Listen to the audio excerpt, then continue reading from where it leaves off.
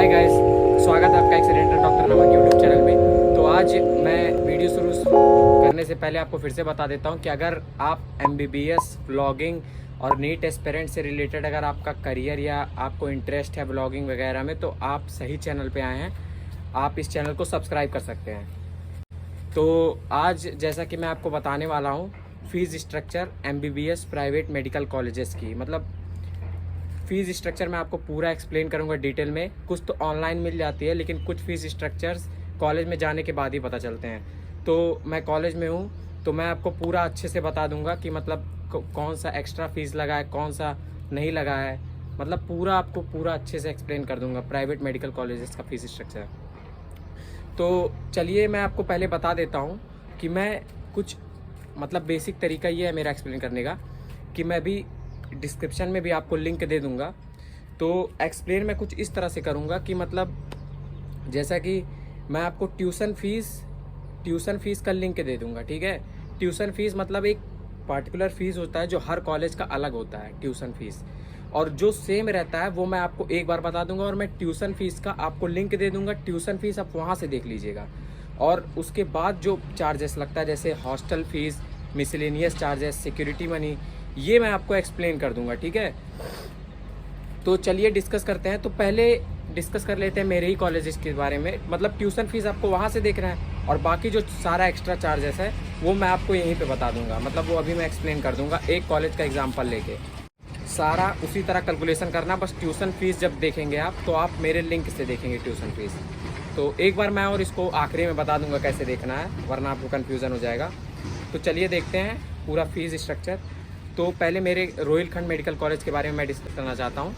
तो Rohilkhand medical college का tuition fees है 12,26,000, ये इसका ट्यूशन फीस है, ठीक है। उसके बाद सारे फीस स्ट्रक्चर में धीरे धीरे आपको बताता हूँ।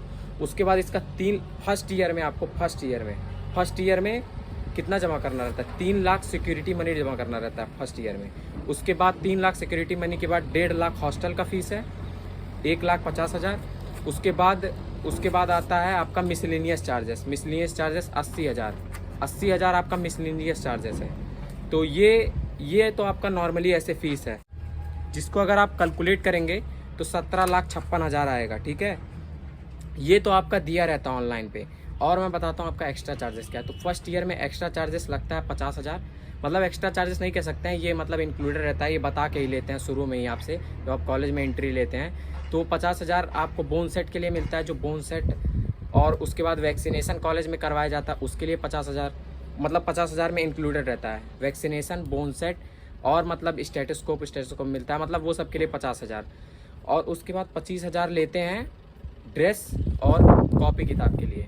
तो ये 25,000 आप बचा सकते हैं। ये आपका मतलब बुक कई सारा काम नहीं आता है, जैसे कोई डिक्शनरी हो गया, ये सब काम नहीं आता, पूरे साल वैसे पड़ा रहता है। तो बुक आप कॉलेज से ना लेके आप खुद से भी ले सकते हैं। ये मैं आपको मतलब हॉनेस्ट रिव्यू अपने साइड से बता रहा हूँ। तो आपका 25,000 सेव हो जाएगा, ये आपको 5-6 हज़ार में ही पड़ जाएगा, मतलब पूरा ड्रेस व्रेस सब लेके। ड्रेस व्रेस आप घर से ही सिलवा सकते हैं अच्छे से, तो ये आपका मतलब पड़ जाएगा 5-6 हज़ार में ही, ठीक है।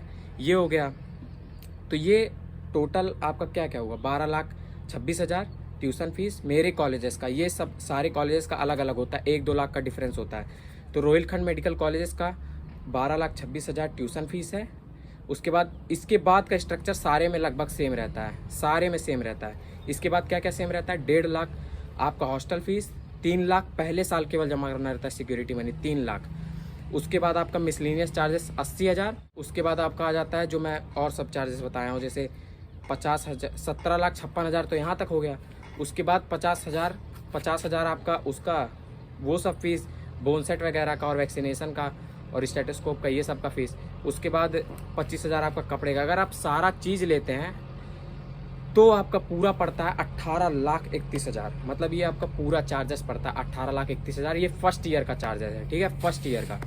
अब सेकेंड ईयर से में क्या क्या नहीं हो सकता है। सेकेंड ईयर में आपका सिक्योरिटी नहीं जमा करना रहेगा। सेकेंड ईयर में आपको सिक्योरिटी फीस तो एक ही बार जमा करनी रहती है ना, 3 लाख, तो ये 3 लाख घटा दीजिएगा। और बाकी कपड़े वगैरह का तो आप खुद से जोड़ सकते हैं। मतलब बेसिक स्ट्रक्चर आपका यही 4 फीसेस का मिला के होता है।